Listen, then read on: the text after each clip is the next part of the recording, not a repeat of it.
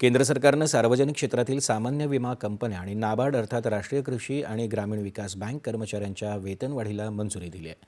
या व्यतिरिक्त reserve bank of India आणि नाबार्डच्या निवृत्त कर्मचाऱ्यांच्या पेन्शन पुनर्रचनेला देखील मंजुरी देण्यात आली आहे। सेवेत असलेल्या कर्मचाऱ्यांचं मनोधैर्य वाढवण्यासाठी तसंच वित्तीय क्षेत्रातील निवृत्ती वेतनधारकांची सामाजिक सुरक्षा सुनिश्चित करण्यासाठी सरकारनं हे पाऊल उचललं आहे। सार्वजनिक क्षेत्रातल्या विमा कंपन्यांच्या कर्मचाऱ्यांच्या वेतनातली सुधारणा 1 ऑगस्ट 2022 पासून लागू राहील। सध्याच्या बेसिक पे आणि महागाई भत्त्यावर 14% वाढ केली जाईल।